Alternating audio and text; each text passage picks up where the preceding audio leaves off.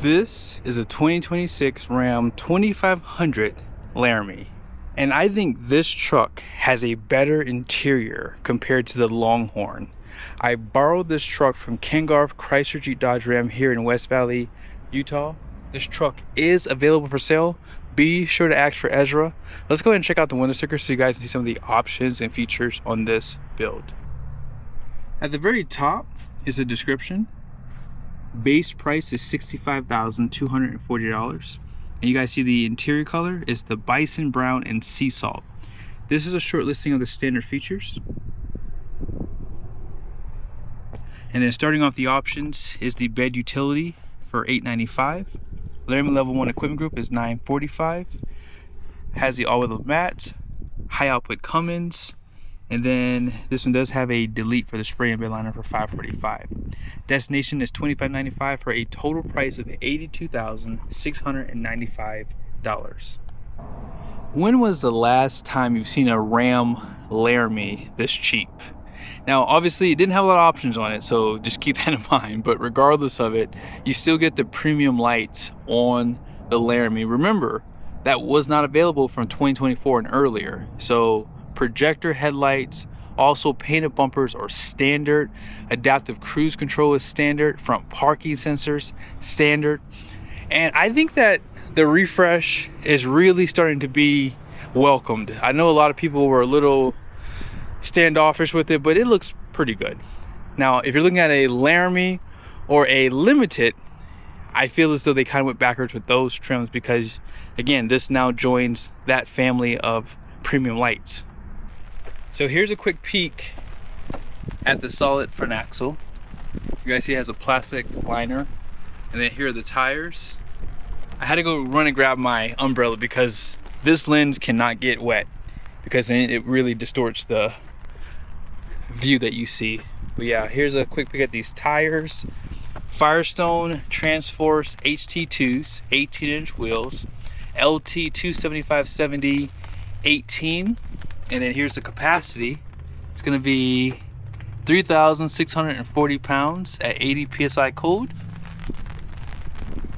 You guys see on the mirrors, turn signals. There's also lighting on the front and then on the rear for backing up. Top and bottom of this mirror is going to be power and heated. Smart key system, painted door handles. No running boards, but leaves you to customize it the way you want to. 31-gallon fuel tank, and then they did increase the DEF tank, which is now 7.5 gallons.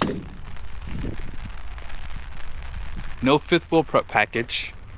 Multi-link rear suspension, and you guys see right here it has the step. Full LED tail lights, although the high mount is not LED. There is a light right here for your receiver hitch, which is a class 5 2.5-inch opening. More light, which is LED, 4 and 7 pin, 342 rear, and you're gonna have an assisted tailgate. 400 watts of power. You do have an availability for 2.4 kilowatts, which is 2,400 watts. You can see there's bed lights back here, power sliding glass with defrost, and then here is a nice side view of this truck. White really does hit with the Rams for sure. So here's the diesel engine that pretty much started the wars right here. When Ram came out with this Cummins, which was a 5.9 liter back in 1989, it really shook up the truck market because it was the first one to have a turbocharger. So now today it has 430 horsepower. Back then I want to say it had like 160, and this has 1,075 pound-feet of torque, and back then it was like 400, which was absolutely insane for a truck like this. They did a lot of updates to this Cummins starting in 2025. So EGR system was updated, the intake system was updated. Also, one of my favorite things is the serviceability. So your oil filters over there, but dual fuel filters down there. You have a performance intake manifold. They took out the grid heater, so now this engine does perform better overall, which is why I think it has more horsepower, including larger intake and exhaust valves, which probably did help with the increase too.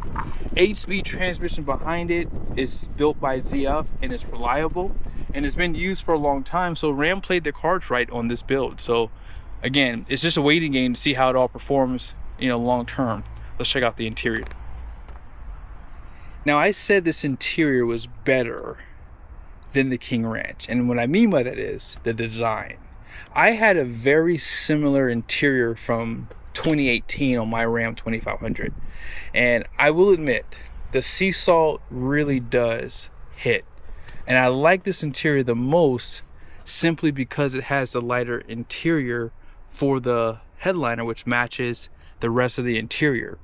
If I were to pull up a Longhorn, they have a darker interior design, however they gave you the lighter interior headliner, and I don't like the way it looks. But the sea salt with this bison brown really does go really well. You have some bright finishing in here, seat memories, auto up and down for the front windows, and look at all the controls for those mirrors. As I mentioned, power folding, and you have power convex too. Nothing else in this segment has that right now. I want to say back then my interior was called Canyon Brown. Now this is a 10-way passenger seat, and you guys notice it does have the bench up front. So on the dash you have the brown Laramie badge right there. Now we have to check and see if we have the camper package, and it does. So this pretty much comes standard on the Ram trucks here. So if you're in the market and you want to use the truck for a bed camper, hopefully you guys can see this. This has a capacity of 2,143 pounds. And then down below, this has some more instructions here. Some of the trucks have this, some of them don't. But with Ford, you have to get the camper package. Therefore, if you don't get it, well, your truck doesn't have a rating. Yeah, I love the fabric material right there. It pretty much matches what you see on the seats. And out back, 60/40 bench. They do provide an armrest here. Down below you have Type-C USBs, 115 volt power plug. There is a hump, but it's not too high. And because this is an old cab, you have to deal with cup holders there. And remember, you do have the storage there on both sides. I'm going to complain a little bit. I feel as though they could have maybe done a cutout. Although I get it, it would have run off into the carpet. But yeah, kind of hard to get there with these all-weather floor liners. But I guess if I have the seat up, you can see it a little bit better that way. Now on this side, there is a little bit more storage because there's no subwoofer. And these do fold out to give you a solid floor surface. And then you have just a little bit of hidden storage back there. Let's go ahead and jump back over to the driver's seat. Now this is more of a lower spec'd out Laramie. So 12-inch display. You don't have 360 camera view on this one. This one also doesn't have the camera for the rearview mirror. And I guess for some people that's not a big deal because this truck can probably be had for right around 75 to maybe even a little bit lower than that. So I would say for most people, you can get a truck that can tow pretty heavy. And when you see the payload, they fixed the payload problem with this truck. Here's that center armrest with a little bit of storage there. Or if you need this to be a seat, they only have a lap seatbelt for this one with that storage there. You cannot lock that. Down below, 115 volt power plug. So they give you one front and rear. GM, are you listening? When you go to redesign your truck, front and rear. 4 USBs, full drive system. Trailer brake, exhaust brake is a dual stage. So if you turn it on, and then you have automatic, tow haul, and I like that you can disable the parking sensors individually. So if you're hooked up to a trailer, you can keep the front ones on and just keep these off, basically. So as far as this screen goes, you can customize it. I like this button right here. You change some of the information that you see in here, trip information, or if you want to go there, it'll take you right to this screen. This is the vehicle info, so you have all your different temperatures, maintenance, tire pressure. Man, 90! Oh my goodness. The tire pressure a little high, ain't it? And then exhaust brake, boost pressure, then diesel particulate filter, more maintenance for fuel filter life, your idling, and then back to your fuel economy. But yeah, overall, this is a nice interior. I think that most people will find this very comfortable in those really hot climates. I don't mind the lighter color roof if it matches the rest of the interior, but if you have a black interior, just give me a black liner. Now I will say, if you have dirty hands, you guys see I'm ashy. Oh, you guys get on me about me being ashy. I wash my hands after every car review because my hands get really dirty. So that's why my hands are always ashy, and I apologize if it bothers you. I don't know what to tell you. I have lotion, but then my hands get dirty quicker, so I just like my hands to be dry and ashy until I'm done for the day, and then I put lotion on when I go home. There you go. Let's go and check out the payload. So right here, the gross axle weight rating out front is gonna be 6,000 pounds. The rear is 6,040 pounds.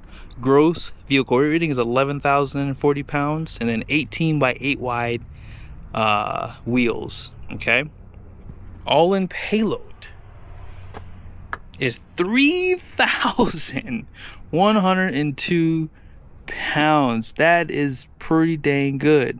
Tire pressure, this truck's gonna ride way better with 60 PSI out front and 65 in the rear. I don't know who in the heck is doing the tire pressure here, but they are just going ham on these tires. They're not reading the yellow sticker, they're just looking at the tires and say, oh, 80.